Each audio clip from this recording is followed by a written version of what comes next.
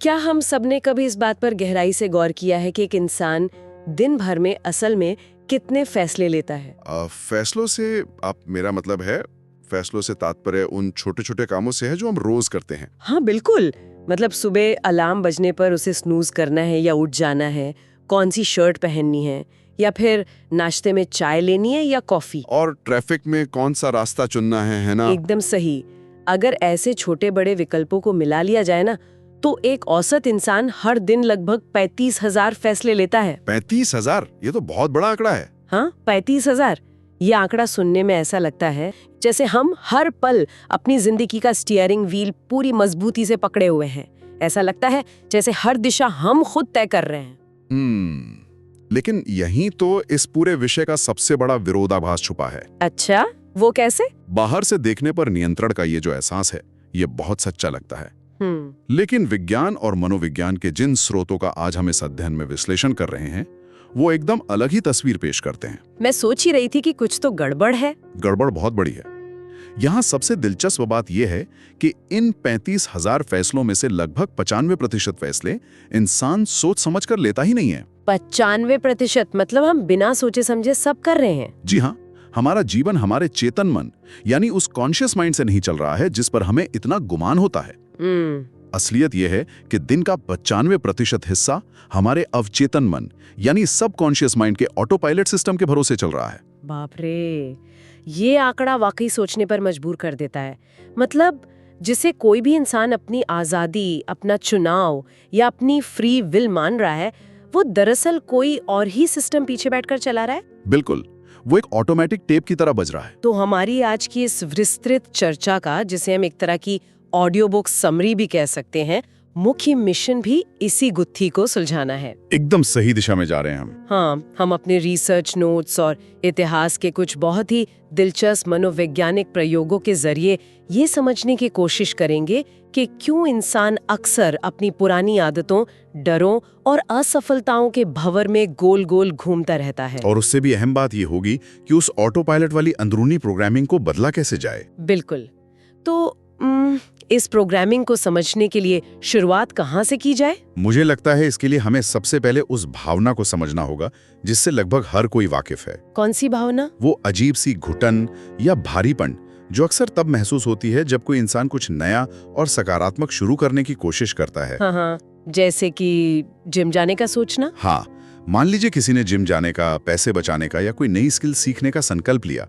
शुरुआती 2-4 दिन खूब मेहनत होती है, एक अलग ही ऊर्जा होती है। हाँ, तब तो लगता है कि बस दुल्हे बदल देंगे। लेकिन फिर अचानक अंदर से एक आवाज आनी शुरू हो जाती है, मुझसे नहीं होगा, या ये बहुत मुश्किल है, या फिर शायद मैं इसके लायक ही नहीं हूँ। बिल्कुल। और यही वो अदृश्य दीवार है जिससे टकराकर ज्यादातर लोग वापस अपनी उसी पुरानी रूटीन में लौट जाते हैं। लोग खुद को कोसते हैं, दांत पीसकर खुद से जबरदस्ती करने की कोशिश करते हैं, लेकिन वो आंतरिक उथल-पुथल उन्हें अंदर से तोड़ देती है। सही कहा। लेकिन अगर सिर्फ जोर लगाने से या इच्छा शक्ति से काम नहीं बनता, तो फिर असल में वो कौन सी चीज है जो बदलाव ला सकती है? इसका एक बहुत ही शानदार जवाब हमारे स्रोतों में दी गई 1874 के फ्रांस की एक ऐतिहासिक घटना में मिलता है। फ्रांस की घटना? हाँ, ये कहानी एमिल कुए नाम के एक साधारण से फार्मासिस्ट की है और इसने आगे चलकर मनोविज्ञान की पूरी दिशा ही बदल दी। तो चलिए इसे थोड़ा आसान भाषा में समझते हैं। एमिल कुए ने ऐसा क्या किया था? एमिल कुए का वो अनुभव मनोविज्ञान के इतिहास में एक बहुत बड़ा मील का पत्थर माना जाता है। वो अपनी दुकान पर रोजाना की तरह मरीजों को दवाइयां देते थे। लेकिन सालों के अनुभव से उन्होंने एक बहुत ही अजीब पैटर्न नोटिस किया। कुछ मरीज ऐसे थे जो महीनों से उनकी दी हुई दवाइयां खा रहे थे, लेकिन उनकी हालत में कोई सुधार नहीं हो रहा था। कोई सुधार नहीं? दवा काम नहीं कर रही थी? दवा तो वही थी, लेकिन वो मरीज लगातार दर्द में थे। उनके अंदर एक गहरा खालीपन आ चुका था और कहीं ना कहीं उन्होंने ये मान लिया था कि अब उनकी किस्मत में जीवन भर का यही दर्द लिखा है। वो मानसिक रूप से हार मान चुके थे। और यहीं पर कुए ने एक ऐसा प्रयोग कर डाला जिसने उस समय की मेडिकल साइंस की समझ को चुनौती दे दी। बिल्कुल। उन्होंने देखा कि निराशा मरीजों पर हावी है, तो उन्होंने दवा देने का तरीका ही बदल दिया। अब उन्होंने दवा की बोतलों पर सकारात्मक पर्चियां लगानी शुरू कर दी। हाँ, और वो सिर्फ चुपचाप दवा की शीशी नहीं पकड़ाते थे। नहीं, वो मरीज की आंखों में देखकर पूरे विश्वास और उत्साह के साथ कहते थे, ये नई दवा एक चमत्कार है, ये बहुत असरदार है और इसे खाते ही बहुत तेजी से ठीक होने लगोगे। और यहाँ सबसे बड़ी बात ये थी कि क्यूरे ने दवा का रसायन नहीं बदला था। मतलब दवा बिल्कुल वही पुरानी वाली थी। एकदम वही। दवा की शीशी वही थी, उसके अंदर का फॉर्मूला वही था, लेकिन परिणाम जमीन आसमान का था। कैसे? जिन मरीजों को पूरे विश्वास के साथ वो सकारात्मक बात कही गई थी, उनके ठीक होने की रफ्तार अचानक से कई गुना बढ़ गई। उनके शरीर ने उसी पुरानी दवा पर एकदम नई और सकारात्मक प्रतिक्रिया देनी शुरू कर दी। ये तो जादू जैसा लग रहा है। जादू नहीं, विज्ञान है। इससे क्यूरे को एक बहुत गहरी बात समझ में आई। असली इलाज उस कांच की बोतल में मौजूद केमिकल में नहीं था। तो फिर कहाँ था? असली इलाज इंसान के अपने दिमाग के भीतर था। यहीं से उन्होंने एक ऐतिहासिक निष्कर्ष निकाला। हर इलाज आत्म इलाज है। हर इलाज आत्म इलाज है। ये पंक्ति अपने आप में एक पूरा विज्ञान समेटे हुए है। बिल्कुल समेटे हुए हैं। अगर कोई व्यक्ति इस बात की गहराई में जाए तो इसका सीधा सा मतलब ये निकलता है कि अगर इंसान का दिमाग और उसका विश्वास उसके शरीर के घाव भर सकता है, बीमारी को हरा सकता है, तो क्या वो जीवन की निराशा, असफलताओं और बुरी आदतों को खत्म नहीं कर सकता? यकीनन कर सकता है। लेकिन यहाँ एक बहुत बड़ी अड़चन आ जाती है। कौन सी अड़चन? बचपन से ही समाज, स्कूल और फिल्में हमें एक बहुत बड़ा झूठ सिखाती हैं, इच्छा शक्ति का झूठ, जिसे हम विल पावर कहते हैं। Will power. हमें लगातार ये बताया जाता है कि अगर सफल होना है तो बस अपनी विल पावर को मजबूत करो, दांत भींचो और बस कर डालो। और अगर हम मानव मनोविज्ञान के नजरिए से देखें तो ये विल पावर वाली बात ही सबसे बड़ा भ्रम है। भ्रम कैसे? देखिए, लोग अपनी संकल्प शक्ति के दम पर बहुत कुछ बदलने की कोशिश करते हैं। वो सोचते हैं कि बस आज से मैं जंक फूड नहीं खाऊंगा या आज से मैं गुस्सा नहीं करूंगा। हाँ, न्यू ईयर रेजोल्यूशन की तरह। बिल्कुल। लेकिन कुछ दिन बाद बार बार उसी पुरानी जगह पर आकर गिर जाते हैं। इंसान को लगने लगता है कि शायद उसी के अंदर कोई कमी है या उसकी इच्छा शक्ति कमजोर है। जबकि ऐसा नहीं है। बिल्कुल नहीं। असल में लड़ाई इच्छा शक्ति की कमजोरी की है ही नहीं। ये लड़ाई है इच्छा शक्ति और कल्पना के बीच के टकराव की। कल्पना मतलब इमेजिनेशन? हाँ, इसे समझने के लिए हमारे रिसर्च नोट्स में लकड़ी के तख्ते का एक बहुत ही बेहतरीन उदाहरण दिया गया है। हाँ, वो लकड़ी के तख्ते वाला उदाहरण सुनने में तो बहुत साधारण लगता है, लेकिन ये हमारी सोच की सबसे बड़ी खामी को उजागर करता है। तो चलिए हम सब मिलकर इसकी कल्पना करते हैं। मान लीजिए जमीन पर 1 फुट चौड़ा और 30 फुट लंबा लकड़ी का एक तख्ता रखा हुआ है। अगर किसी से उस पर चलने को कहा जाए तो क्या होगा? कोई भी व्यक्ति आराम से मुस्कुराते हुए, शायद फोन पर बात करते हुए भी उस पे चल लेगा। हाँ, कोई डर नहीं लगेगा, कोई हिचकिचाहट नहीं होगी, क्योंकि यहाँ इच्छा शक्ति और कल्पना दोनों एक ही दिशा में काम कर रहे हैं। बिल्कुल, जमीन पर संतुलन बनाए रखना कोई बड़ी बात नहीं है। लेकिन अब इसी परिस्थिति को थोड़ा सा बदलते हैं। उसी 1 फुट चौड़े और 30 फुट लंबे तख्ते को जमीन से उठाकर 400 फीट की ऊंचाई पर 2 गगनचुंबी इमारतों के बीच एक पुल की तरह रख दिया जाए। बाप रे! तेज हवाएं चल रही हों और नीचे देखने पर सिर्फ गाड़ियां और गहरी खाई नजर आ रही हो। अब अगर उसी इंसान से उस तख्ते पर चलने को कहा जाए तो क्या होगा? अब तो बस सोचते ही पैर कांपने लगेंगे, हथेलियों से पसीना छूटने लगेगा, है ना? जो विल पावर या इच्छा शक्ति जमीन पर बड़ी आसानी से कह रही थी कि चलो इसमें क्या है, वो अब पूरी तरह से ठंडी पड़ जाएगी। इंसान एक कदम भी आगे नहीं बढ़ा पाएगा, भले ही वो शारीरिक रूप से पूरी तरह से सक्षम हो और उसे पता हो कि तख्ते की चौड़ाई पर्याप्त है। सही बात है। यही वो बिंदु है जहां मनोविज्ञान का एक बहुत बड़ा नियम काम करता है। जब भी इच्छा शक्ति और कल्पना के बीच टकराव होता है तो जीत हमेशा और हमेशा कल्पना की ही होती है। मतलब इमेजिनेशन हमेशा विल पावर को हरा देती है। 100%। इंसान के दिमाग ने, उसकी कल्पना ने नीचे गिरने का, हड्डी टूटने का या मौत का एक ऐसा खौफनाक चित्र बना लिया है कि उसका शरीर उसी डर पर प्रतिक्रिया कर रहा है। उसकी इच्छा शक्ति लाख चीख चीख कर कहे कि मैं चल सकता हूँ, लेकिन उसकी कल्पना ने उसे पूरी तरह जकड़ लिया है। एकदम सही। तो इसका सीधा सा अर्थ ये हुआ कि जिंदगी में सफलता सिर्फ जोर लगाने से, खुद को तकलीफ देने से या दांत पीसकर मेहनत करने से नहीं मिलती। बिल्कुल नहीं मिलते। अगर अंदर की कल्पना यानी हमारा अवचेतन मन ये मानकर बैठा है कि मैं फेल हो जाऊंगा, तो बाहर की कोई भी इच्छा शक्ति काम नहीं आएगी। और यहीं पर बात आती है हमारे अवचेतन मन के काम करने के तरीके की। स्रोतों के अनुसार अवचेतन मन एक बिना तर्क के काम करने वाला सिस्टम है। बिना तर्क के मतलब वो लॉजिक नहीं समझता। इस बात को समझना बहुत जरूरी है कि अवचेतन मन तर्क नहीं करता। ये बिल्कुल एक उपजाऊ मिट्टी की तरह काम करता है। अच्छा, उपजाऊ मिट्टी की तरह? हाँ, मिट्टी कभी ये बहस नहीं करती कि किसान उसमें आम का बीज बो रहा है या बबूल का। उसका काम सिर्फ उस बीज को पोषण देना, और उसे कई गुना बड़ा करके वापस कर देना है। ये तो बड़ा सटीक उदाहरण है। ठीक इसी तरह हमारा अवचेतन मन ये नहीं देखता कि कोई विचार हमारे लिए फायदेमंद है या नुकसानदायक। उसमें डर, चिंता या असफलता का जो भी विचार गहराई से बोया जाएगा, वो उसे हकीकत में बदलने की पूरी कोशिश करेगा। ये तो बहुत ही खतरनाक बात हो गई। इसका मतलब है कि अगर कोई इंसान दिन भर अपनी कमियों के बारे में सोचता है, तो वो अनजाने में ही सही उस उपजाऊ मिट्टी में डर और असफलता के बीज बो रहा है। दुर्भाग्य से ज्यादातर लोग यही कर रहे हैं। तो फिर इस मिट्टी में सही बीज कैसे बोए जाएं? चलिए वापस एमिल कुए की कहानी पर चलते हैं। हाँ, कुएं का प्रयोग यही काम आता है। एमिल कुए ने सिर्फ दवा की बोतलों पर पर्चियां ही नहीं चिपकाईं, बल्कि उन्होंने दुनिया को एक ऐसा जादुई मंत्र दिया था जिसने उस दौर में पूरे अमेरिका और यूरोप के मेडिकल जगत में तहलका मचा दिया था। बाहर से दवा देना काफी नहीं है, उन्हें अपने अवचेतन मन को खुद निर्देश देना सीखना होगा। और वो निर्देश क्या था? उन्होंने अपने मरीजों को दिन में 20 बार एक बहुत ही सरल सी लाइन दोहराने को कहा। हर दिन हर तरीके से मैं बेहतर और बेहतर हो रहा हूँ। हर दिन हर तरीके से मैं बेहतर और बेहतर हो रहा हूँ। हाँ, सुनने में ये कितनी मामूली सी बात लगती है। आज के समय में शायद लोग इसे सिर्फ एक घिसा पिटा पॉजिटिव कोट मान ले, लेकिन इसके नतीजे उस समय के विज्ञान के लिए किसी बड़े झटके से कम नहीं थे। हमारे अध्ययन के स्रोतों में इस बात का स्पष्ट जिक्र है कि कुए के क्लिनिक में ऐसे मरीज आने लगे थे जिन्हें उस समय के डॉक्टर लाइलाज बता चुके थे। बिल्कुल, गंभीर अस्थमा से पीड़ित लोग, बचपन से हकलाने की समस्या वाले लोग और यहाँ तक कि पैरालिसिस के शुरुआती लक्षण वाले मरीज भी। और वो बिना किसी भारी दवा के सिर्फ इस ऑटो सजेशन के दम पर ठीक होने लगे थे। क्योंकि ये कोई चमत्कार नहीं था, बल्कि शरीर विज्ञान और मनोविज्ञान का मिलाप था।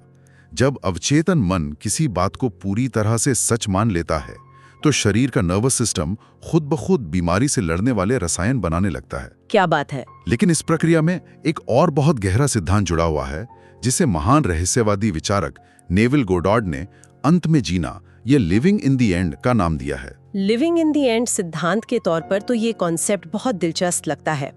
आमतौर पर लोग क्या करते हैं, वो कहते हैं कि मैं एक दिन सफल बनूंगा, मुझे एक दिन अच्छी नौकरी मिल जाएगी, या मैं एक दिन अमीर हो जाऊंगा। हाँ, बिल्कुल ऐसा ही सोचते हैं। और नेविल गोडार्ड के अनुसार यहीं पर इंसान सबसे बड़ी गलती कर बैठता है। भविष्य की बातें करना असल में एक तरह की कमजोरी है। वो कैसे? क्योंकि अवचेतन मन भविष्य या अतीत को नहीं समझता, वो केवल वर्तमान को समझता है। जब कोई कहता है कि मैं बनूंगा, तो अवचेतन मन तक ये संदेश जाता है कि मैं अभी वो नहीं हूं। मतलब अभी मुझ में उस चीज की कमी है। एकदम सही। इसलिए उस सफलता को वर्तमान में महसूस करना होता है। ये गहराई से मानना होता है कि जो कुछ भी चाहा जा रहा है वो पहले से ही मौजूद है। एक मिनट, यहाँ मैं थोड़ा रुकना चाहूंगी। हाँ, बताइए। ये सब सुनने में बहुत अच्छा लगता है, लेकिन अगर हम इसे आम जिंदगी की कसौटी पे कसें, मान लीजिए किसी के सिर पर होम लोन की EMI का भारी स्ट्रेस है, या उसे नौकरी जाने का डर सता रहा है। ऐसे में कोई इंसान खुद को ये कैसे समझा ले कि सब कुछ बेहतरीन है और वो लिविंग इन दी एंड की स्थिति में रहे? क्या ये खुद को धोखा देने वाली बात नहीं हो गई? ये बहुत ही व्यावहारिक और जरूरी सवाल है। देखिए, लिविंग इन दी एंड का मतलब ये बिल्कुल नहीं है कि इंसान अपनी EMI, अपनी जिम्मेदारियों से मुंह मोड़ ले या एक झूठी दुनिया में जीने लगे। तो फिर असली मतलब क्या है? इसका असली मतलब ये है कि इंसान अपनी मानसिक स्थिति को उस डर के हवाले ना करे। जब EMI का स्ट्रेस आता है तो इंसान का दिमाग घबराहट में चला जाता है। अगर पैसे नहीं आए तो क्या होगा, सड़क पर आ जाएंगे। हाँ, पैनिक होने लगता है। ये डर वाली स्थिति है।